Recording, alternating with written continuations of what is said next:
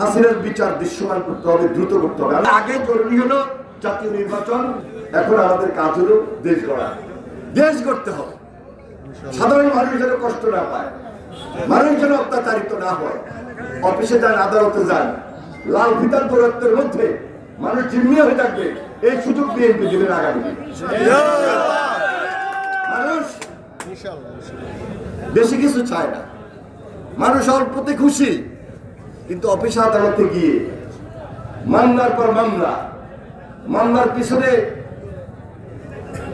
ঘুরতে গিয়ে হয়রানি হওয়া, অফিস আদালতে সেখানে জিম্মি হয়ে যাওয়া, আর গ্রামে কিছু টাউট বাটপার এরা মানুষকে জিম্মি করে অত্যাচারিত করে রাখবে।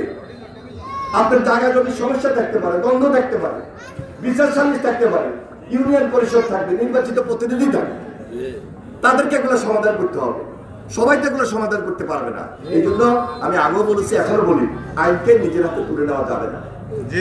এই জন্য দেশে প্রথমত এখন যেটা দরকার, প্রায় 1 বছর হয়ে গেছে, সরকারের কাছে প্রত্যাশার জায়গা থেকে দাবি এত বেশি, হাসিনার বিচার দৃশ্যমান করতে হবে, দ্রুত করতে হবে। আমি বারবার বলি, হাসিনার বিচার যদি না হয়, মানুষ কিন্তু আমাদেরকে ক্ষমা করবে না।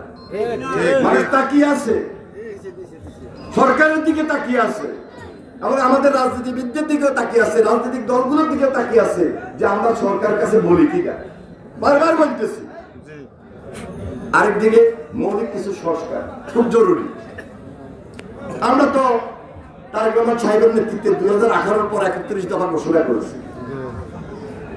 31 দফায় আমরা কোনো এক দলের কথা বলি নাই, এক ব্যক্তির শাসনের কথা বলি নাই, যে এক ব্যক্তি এবং এক দলের মধ্যে ফ্যাসিবাদ আছে, কর্তৃত্ববাদ আছে, স্বৈরাচারী ভূমিকা অবতীর্ণ হওয়ার সুযোগ আছে, আমরা সেই কথা বলি নাই। আমরা বলেছি জাতীয় ঐক্যমতের সরকার, যারা আমরা ফ্যাসিস্টের বিরুদ্ধে, হাসিনার বিরুদ্ধে লড়াই করেছি, সংগ্রাম করেছি, সকল দল মিলে জাতীয় ঐক্যমতের সরকার গঠন করবে, এটা তারেক রহমান বলেছেন। তাহলে সরকার এখন যে সংস্কার দিচ্ছে, আর আমাদের 31 দফা যেটা 4 বছর 5 বছর আগে দিচ্ছি, দুইটার মধ্যে একটা সুন্দর মিল আছে, যে মিলের মধ্য দিয়ে এই বর্তমান আমাদের অন্তর্বর্তীকালীন সরকার সংস্কারের কার্যক্রমটাও দ্রুত করে নিতে পারে। তাহলে এই কাজটা খুব দ্রুত করে নির্বাচনটা জরুরি। নির্বাচন না হলে নির্বাচিত প্রতিনিধি আসবে না। এটা তো শুধু লক্ষ্মীপুরে না, প্রত্যেকটা ইউনিয়নে নির্বাচন দরকার, প্রত্যেকটা থানায় নির্বাচন দরকার, উপজেলায় নির্বাচন দরকার, জাতীয় নির্বাচন দরকার। তাহলে জাতীয় নির্বাচনের মাধ্যমে একটা সরকার যখন আসবে, তার দায়িত্বই দাঁড়াবে ওই নির্বাচিত প্রতিনিধিগুলোকে স্থানীয়ভাবে তুলে নিয়ে আসা, স্থানীয় সরকার মাধ্যমে স্থানীয় প্রতিনিধি নির্বাচন করা। তাহলে আগে জরুরি হলো জাতীয় নির্বাচন, যেটার জন্য সবাই আমরা অপেক্ষায় আছি। কারণ সমাজের মধ্যে একটা অস্থিরতা, সমাজের মধ্যে একটা অস্থিরতা আমরা লক্ষ্য করছি, কিছু আইন শৃঙ্খলার অবনতি হচ্ছে, এখান থেকে বেরোয় আসতে হবে। দ্রব্যমূল্যের কিছু উদ্যোগতি আছে, এটাকে নিয়ন্ত্রণে রাখতে হবে।